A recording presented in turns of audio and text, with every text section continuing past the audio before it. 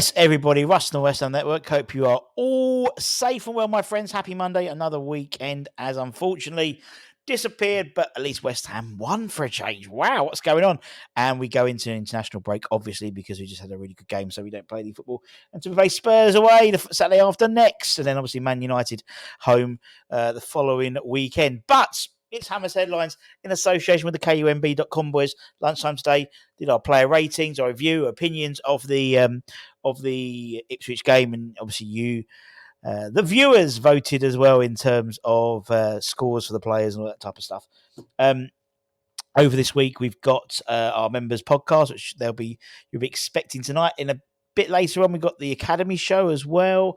And yeah, we've got a few good interviews lined up over this international break, as well as the start of our new series, Desert Island Games. So lots to talk about, lots to get through, including today. We've got a lot to get through today. Let's start with some rumours. There we go, just in time.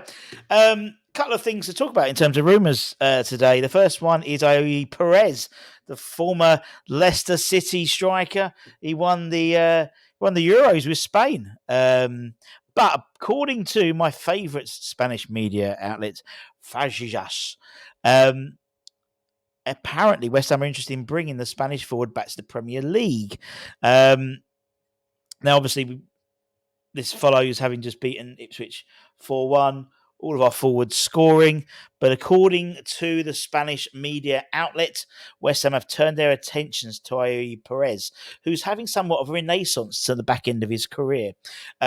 He was at Leicester City, he was at Newcastle as well. 63 goals, 29 assists in 309 appearances across all competitions for Newcastle and Leicester combined. He's 31 though now, but he has somewhat had a renaissance since coming back to La Liga and to Real Betis.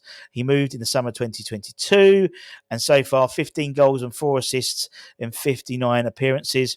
He made one substitute appearance for Spain during their Euro 2024 winning campaign, and he's since joined Villarreal. He was at Real Betis, now he's at Villarreal, the Yellow Submarines they're called. He's enjoyed a fine start to his career there, with 6 goals in 7 La Liga appearances so far. Interesting enough, he scored 3 goals and 4 assists in 12 appearances against us during his time at English football. But he won't come cheap. His contract runs out in the summer of 2028, but it's someone that apparently we are looking at. So that sort of elder statesman role. I don't think there's much in this one, actually, to be honest, but it's been reported, and as always, we let you guys know.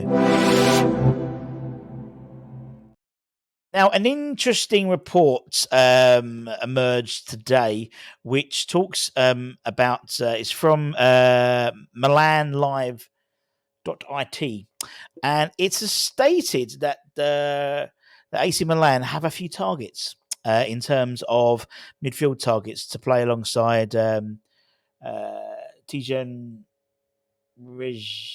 Regenders. We played against him when he was at AZ Alkmaar, didn't we? And Youssef Fofana, player obviously we were always linked with. But they are apparently paying attention to Edson Alvarez as the third man in that midfield.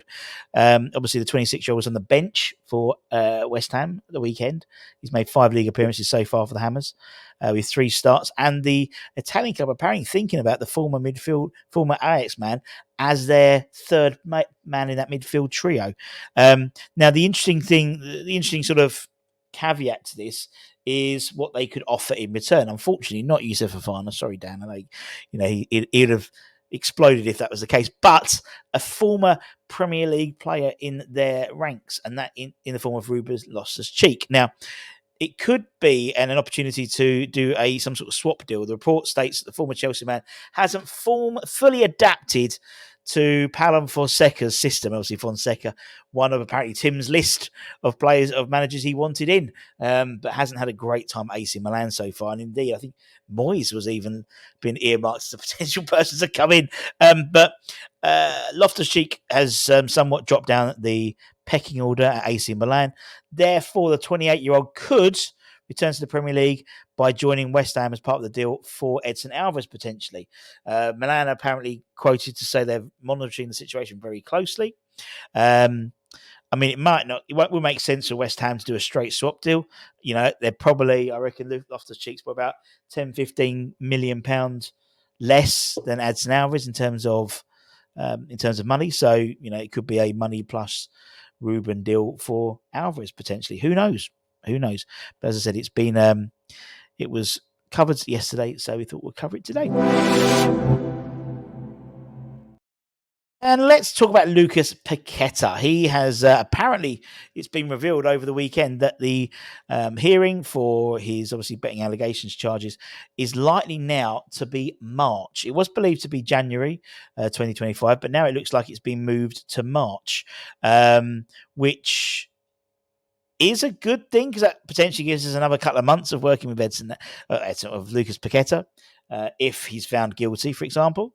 It also, in a flip side, I mean, if we'd found out in January that he was going to be banned, we could obviously look to bring in a replacement, which obviously we can't do in March, but I think we would have enough to cover him for that last 2 months before then we see what happens.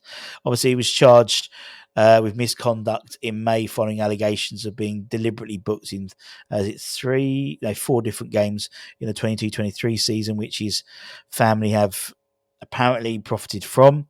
Now, as I said, it's interesting to see that it's been moved. As I said, it was going to be January, but now it's been moved to March. I'm not too sure why. We don't know why, but that probably helps us out in the long run, I think, in terms of giving us a few more months of potential Paqueta. Those like that at first, when he at first touch the other day when he did the Rabona first touch in the air, very good, very reminiscent. Was it Leon we did that? I think it was. Anyway, we'll see what happens in March. Now, let's get into the loan watch. Obviously, we do the academy loan players. That will be done in the academy show a bit later on today. But in terms of the first team squad, obviously, we've got a number of players, 5 players out on loan, technically. And as we always do every week, we sort of give you a rundown of how well they've been doing. Not a great day at the office with JWP, realistically, from a personal perspective.